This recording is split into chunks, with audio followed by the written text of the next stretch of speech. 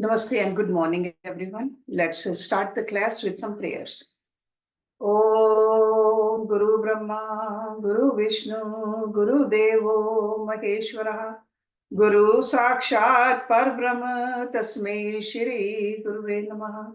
Om Bhur Swaha, Tatsavitra Varenyam, Vargo Devasya Dhimahi, Diyo Yo Nah Prachodayat. अस्तो मा सद्गम्य तमसो मा ज्योतिर्गम्य मृत्युर्मा अमृतं गम्य ओम सहनाववतु सहनौ भुनक्तु सह वीर्यं करवावहै तेजस्विनावधीतमस्तु मा विद्विषावहै ओम शांति शांति शांति. Let's open our Yog Darshan books. Because that's a real name actually, even though people call it Yog Sutras. Sutra is just a form of writing, but the real name of the scripture is Yog Darshan. Okay, there are Shat Darshan from that great land, which we call Bharatvarsh. So Yog Darshan is one of those 6. So we are on the 3rd chapter, Vibhuti Pad, verse number 52. सथानिः उपनिमन्त्रणे संगः सम्यः अकर्णं पुनः अनिष्टप्रसंगात्. Sathani over here means the devatas. Upnimantrane, on being respectfully invited. Nimantran, upnimantran. Sangaha, attachment. Samyaha, pride. Akarnam, by not doing. Punah, once again. Anishta, undesirable.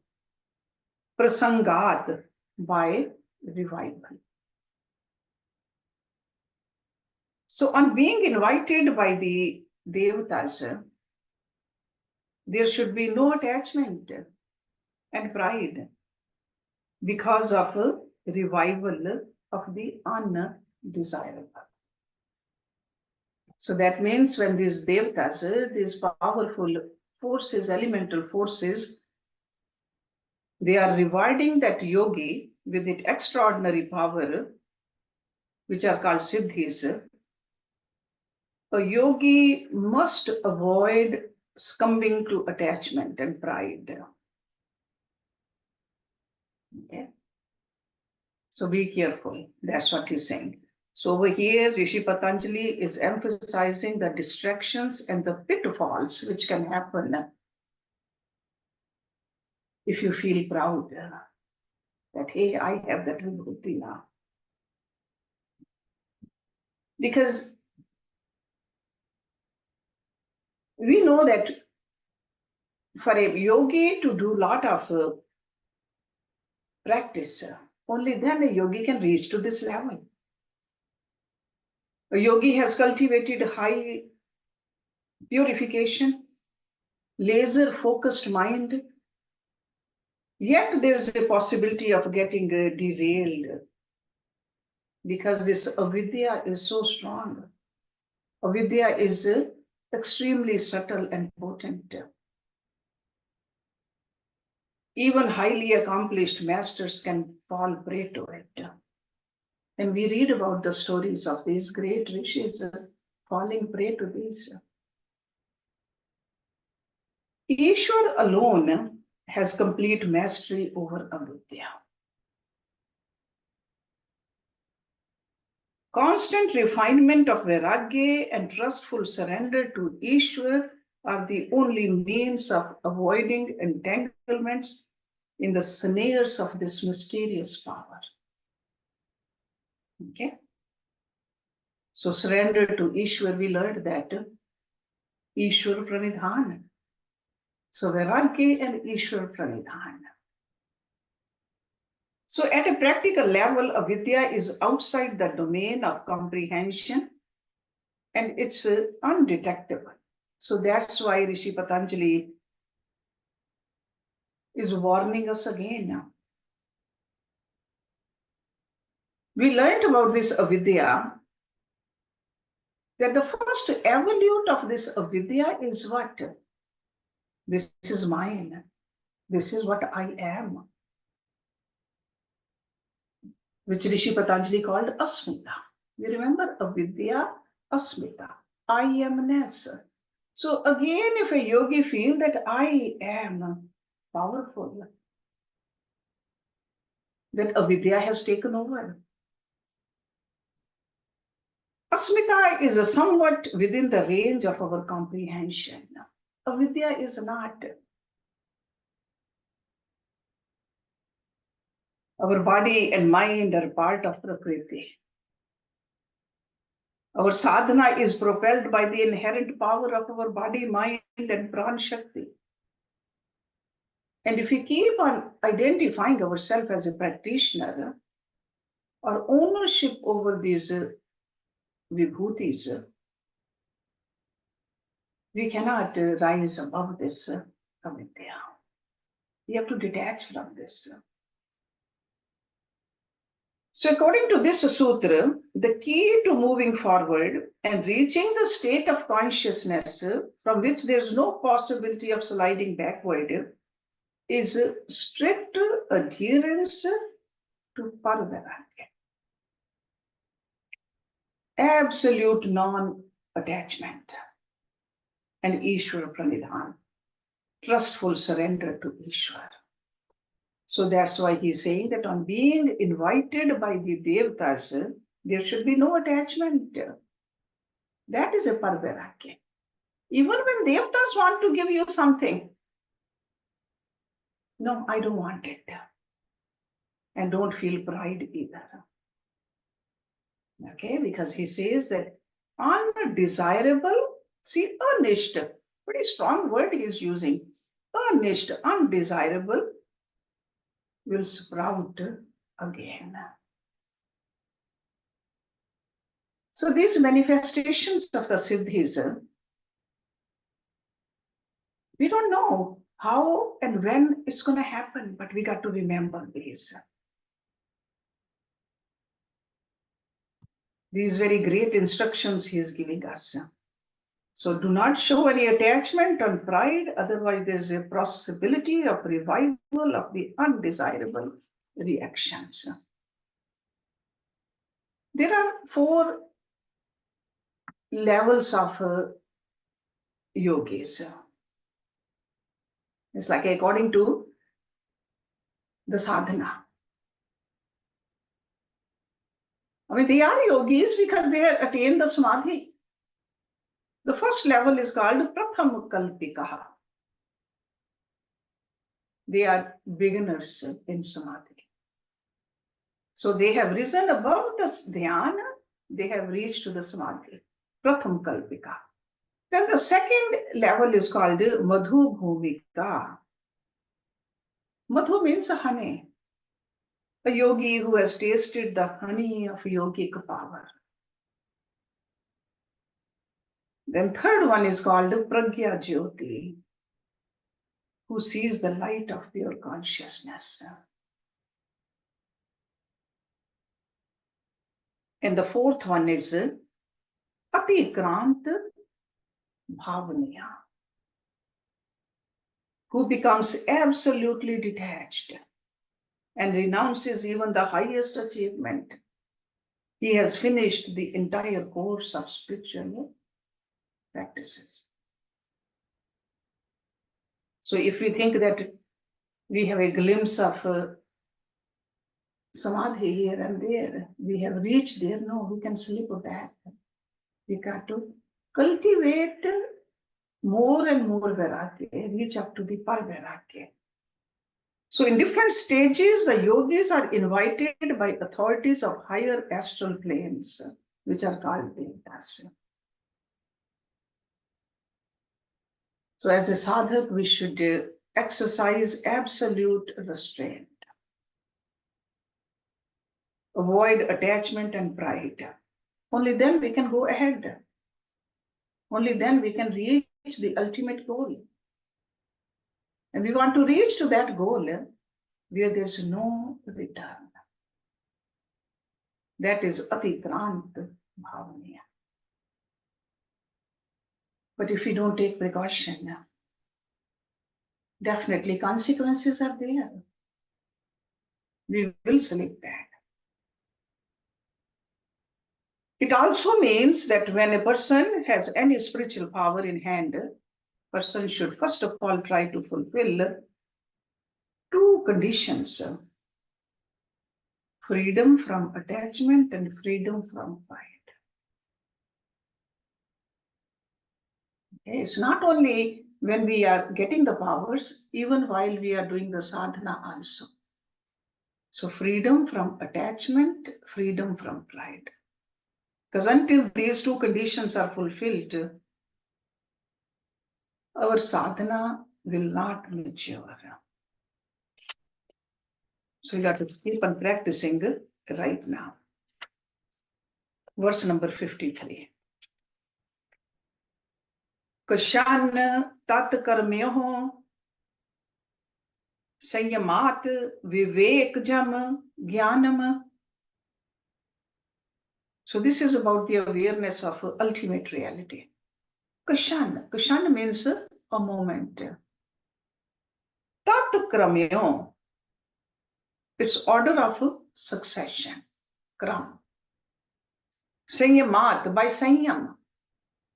Vivekajam, born of realization. Jnana means the knowledge. By sanyam, on a moment and its order of succession, is born the knowledge of realization of the ultimate reality.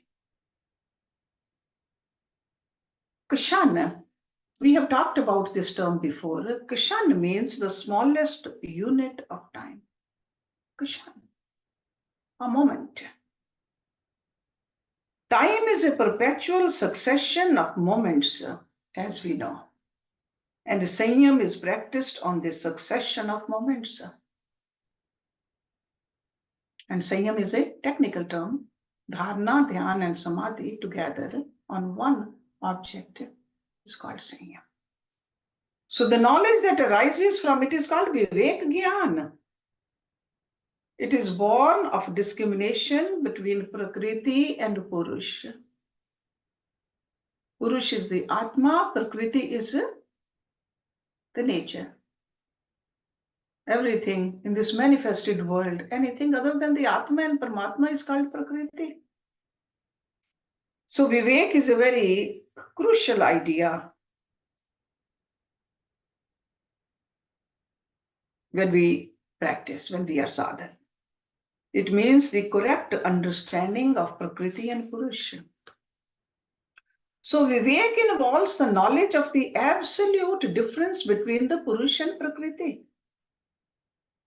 By the realization of the difference, so not just theoretical knowledge, realization, ultimately the yogi attains complete isolation for his supreme self.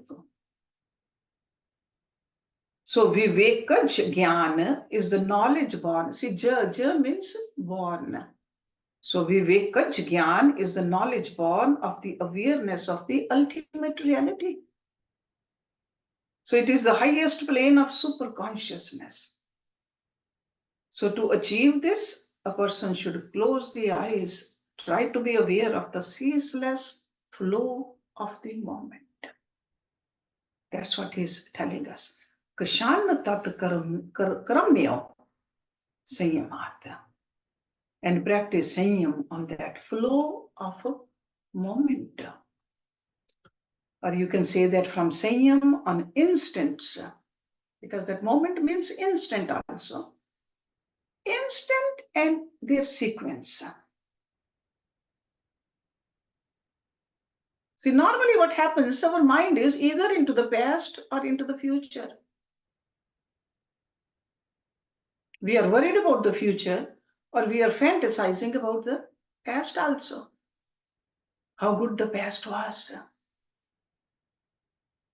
So he is telling us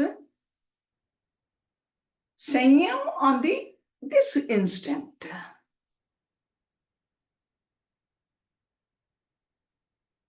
See, time is twofold, as we know, linear and non-linear.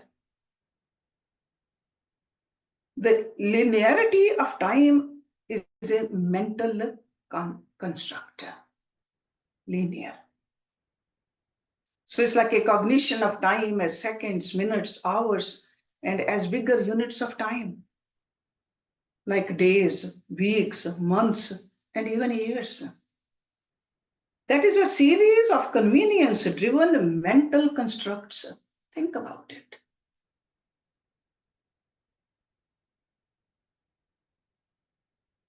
Because mind uses the five senses to interact with the phenomenal world, where the senses relay an experience of the objective world. To the mind, it attaches the concept of time. And we feel certain kind of experience. Each segment of time, along with the experience associated with it, is connected to the next segment of time and its associated experience. So that's why the experience float on the current of a long chain of mental construct. The smallest unit of a mental construct is called kshanna, the instant. So according to Rishi Patanjali, there is only one instant, which is called present. It is immutable, beginningless, and endless. It is characterized by constancy. Tatkramayoh. Fleeting experiences of the objective world pass across the horizon of this constancy.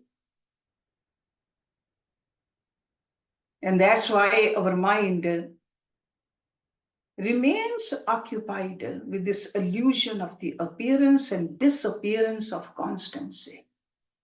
It's almost like a flow of time. So cognition of a cluster of such instants and the experiences superimposed of them gives the mind a sense of completion. And we are so used to it, we just forget that no, we have the power to do the same on this present moment also. The sense of completion has three main components.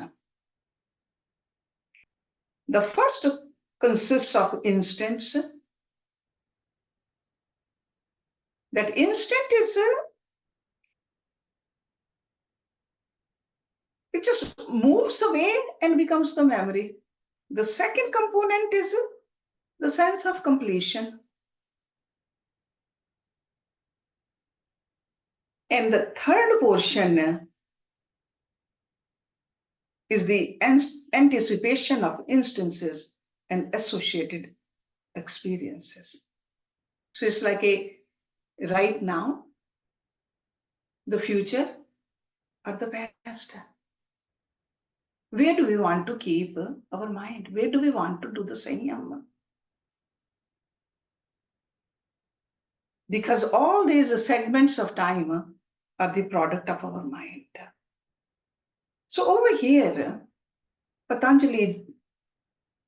Rishi Patanjali is telling us to cultivate the skill to discern and comprehend only on the kshanna, the instant which is in front of you, the beginning stage, the first level. And this comprehension will result in vivek jnana. That's why it's very popular saying these days, live in the present. Live in the present. So this kshanna, so Rishi Patanjali is telling us, not just this hour or this place, but this instant, and do the Samyama on it. The distinctive knowledge actually, which is characterized by this experience, is called pravaha nityata. eternity in flux. And this experience becomes a doorway to experience the kutastha nityata. Eternity in constancy. Okay, it's just like this flow. We got to just get used to this flow. In the next sutra, we'll see that Rishi Patanjali is explaining why each moment and the objective experience associated with it is a constant flux. We have the sense that an experience lasts for minutes, hours, or even longer. But he explains why this distinctive knowledge is so crucial. Why do we need to rise above the force of time? Why is it important? Let's look at the next verse, verse number 54. We are towards the end of this chapter, actually. And over here, the knowledge of the distinctions. Jati, णनभन णवचघेdat tulyayostatah pratipattih. Jati means birth. Lakshan means characteristics. Desha, place or by place. Anyata, difference. णवचघेdat, on account of no definition. Tulyayoh, of the two similar objects. Tatah, therefrom. Pratipattih, knowledge. Therefrom, so connect this with the previous verse. Therefrom comes knowledge of the two similar objects. When are indistinguishable by class of birth, characteristics, or position because of no definitions. So the Samyama on the kshanna gives us this power.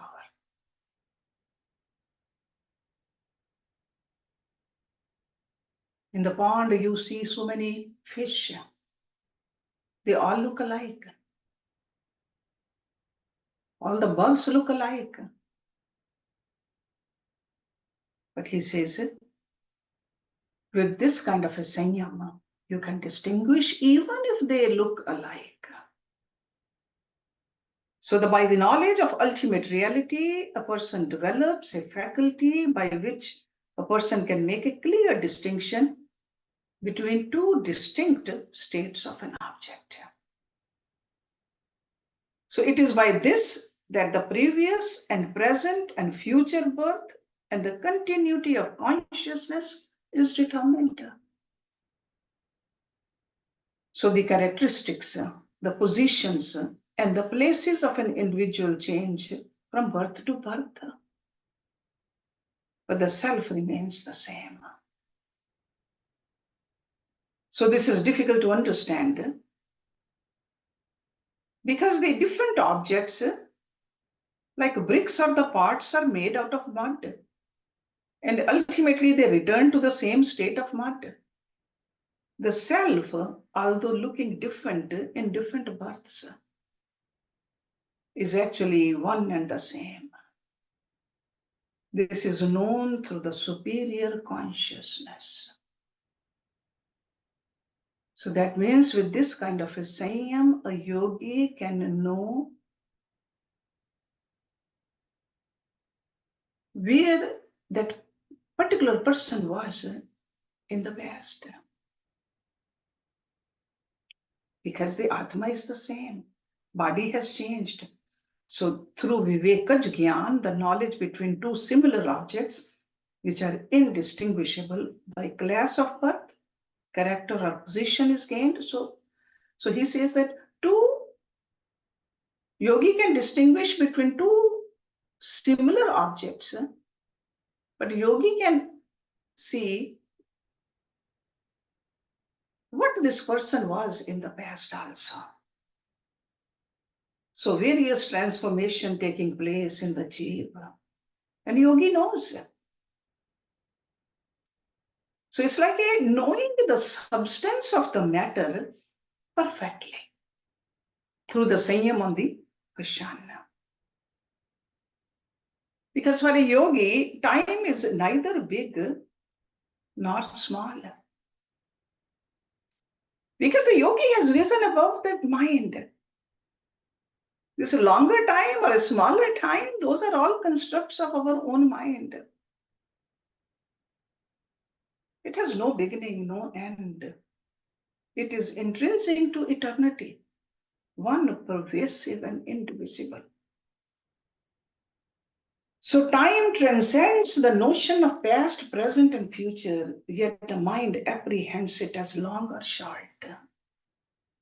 From our own experiences, we can see that when we are going through tough times, the same time seems very long. And when the good times, we say that time is flying. It's only according to the state of time, state of mind. So it apprehends its beginning and its end. The mind remembers the time that has already passed, remains cognizant of the time that is giving room to current events and conception of the time.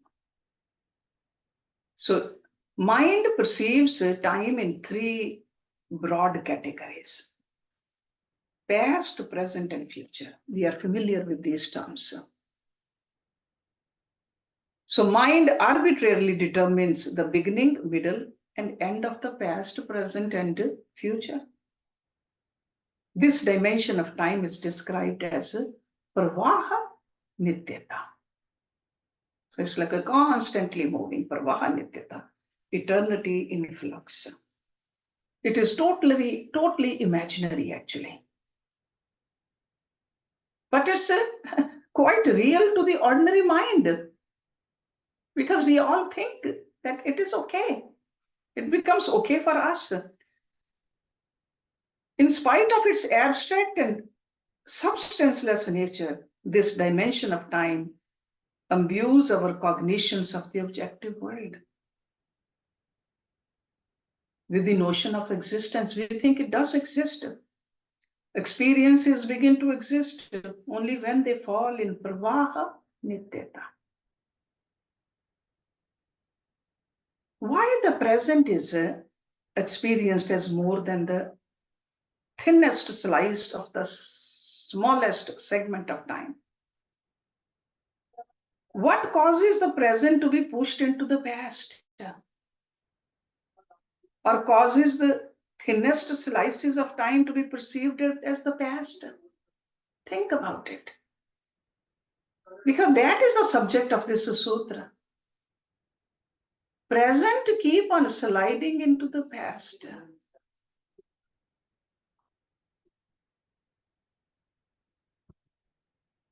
According to this sutra, as long as the instant bearing a cognition is immediately followed by an instant bearing an identical cognition, and that is followed by another and another, we perceive that chain of cognitions as one cognition. Just like a flow keeps on happening. It's almost like you are standing on the bank of a river and water is just flowing. You don't even see that different water is coming. It seems like the same.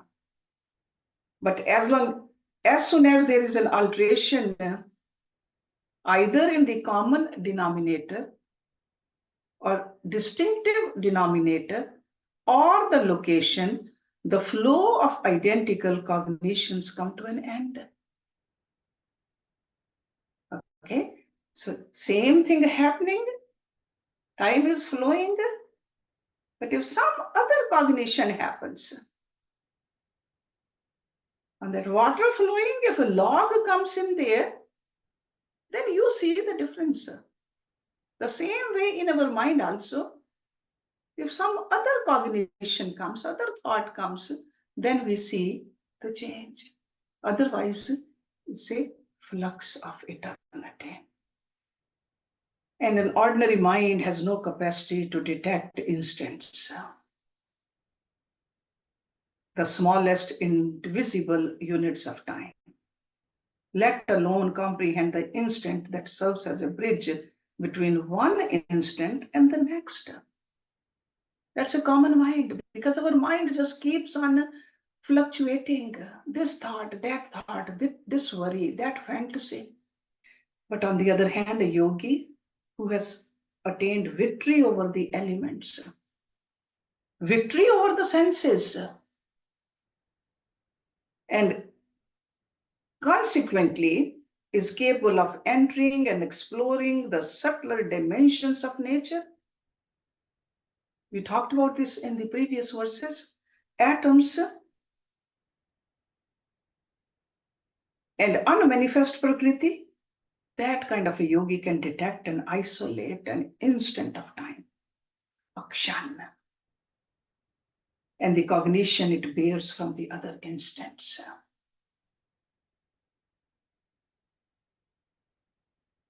How did Maharishi Valmiki could see the past and the future and the present of Bhagwan Ram? Through Samyama. Looking through the window of an instant, separating the previous instant from the next, a yogi is able to comprehend kutastha nityata, eternity in constancy. This comprehension is what the previous sutra and the upcoming sutra describes as Vivek Gyan, distinctive knowledge, Vivek Gyan. You can translate this Vivek Gyan as knowledge par excellence, Vivek Gyan. See, Gyan has several degrees also. But knowledge par excellence, this knowledge is the gateway to non-linear, indivisible, immutable, kutastha nityata, eternity in constancy, as opposed to the pravaha nityata, eternity in flux. So the next sutra details the nature of kutastha nityata. That is verse number 55. Tarakam sarvavishyam sarvatha vishyam akramam cha iti vivekajam jnanam. Tarakam, transcendental. Sarvavishyam, all subjects. Sarvatha vishyam, object of every place. Sarvatha. Akramam, beyond the order of succession. Cha means and, iti means that is all. Vivekajam jnanam, knowledge born of vivek. Transcendental knowledge includes the knowledge of all objects beyond all orders of succession and is born of vivek. That is all. So the highest knowledge is the knowledge of the ultimate reality.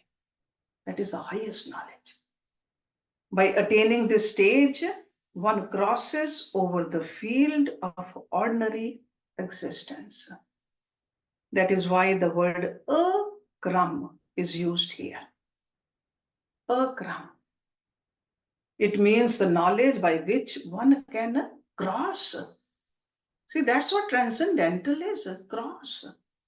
The knowledge of the ultimate reality saves the aspirant from pain forever.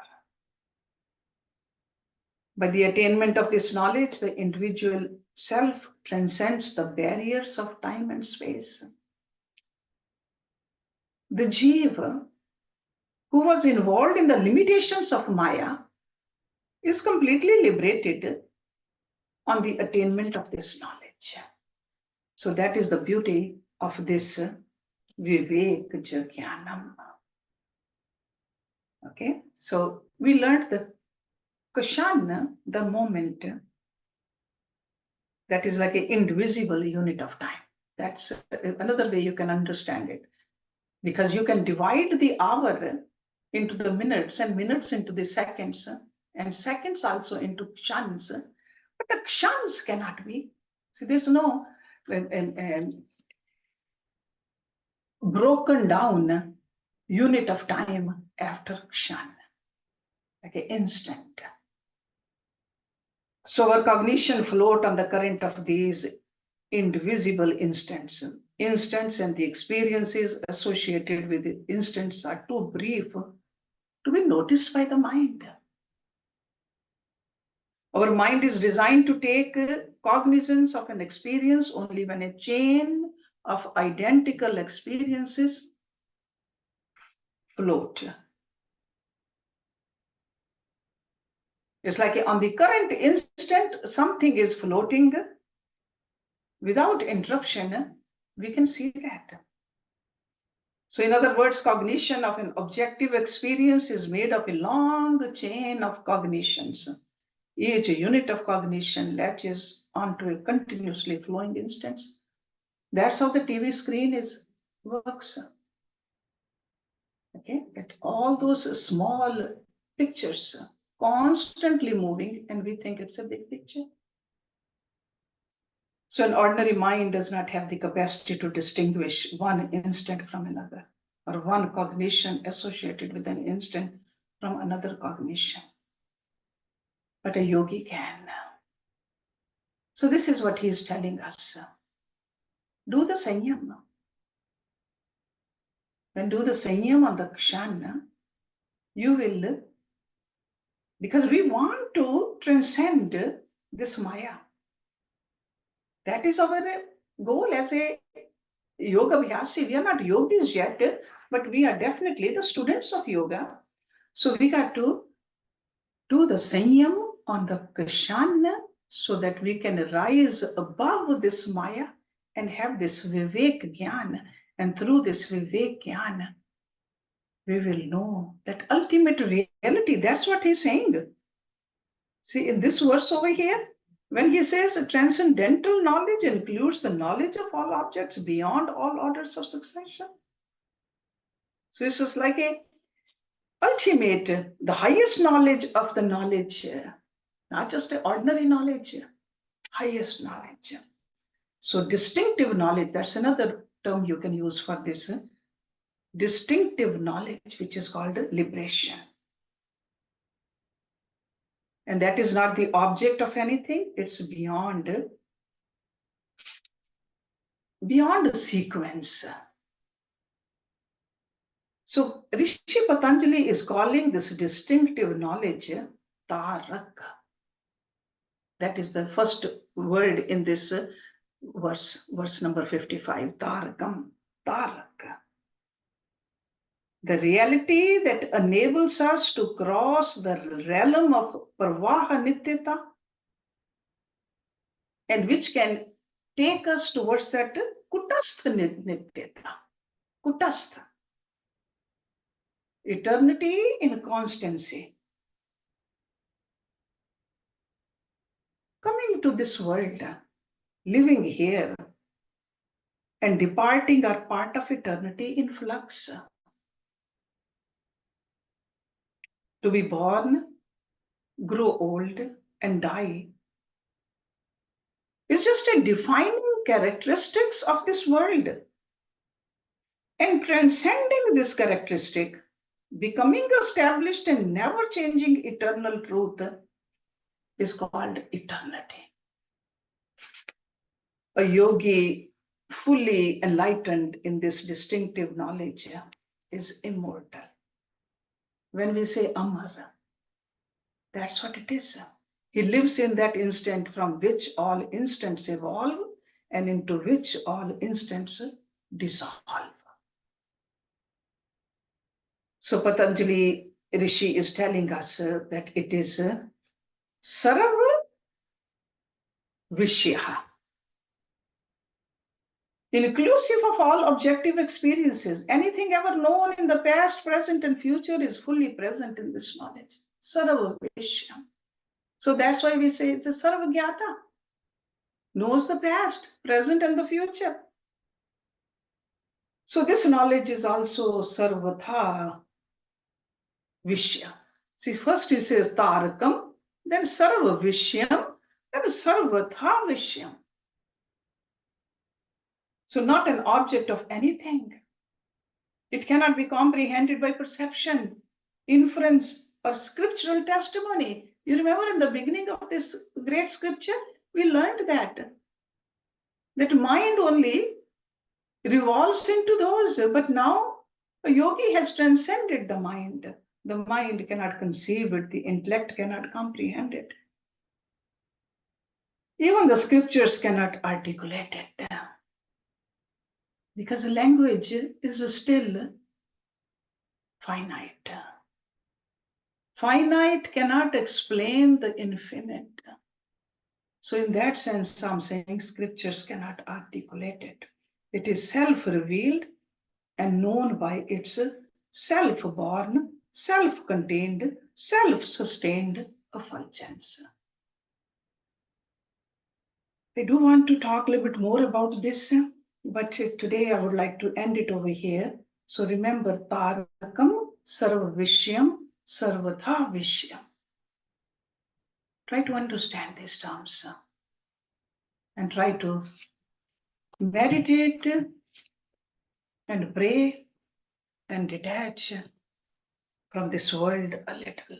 If you want to have a taste of what Rishi Patanjali is telling us, that we'll have a taste. Because it's for all of us, not just only for a handful of people. We all need to experience this. Om Purnamada Purnamidam Purnat Purnamudachyate Purnasya Purnamadaya Purnameva Vishishyate Om Shanti Shanti Shanti Om.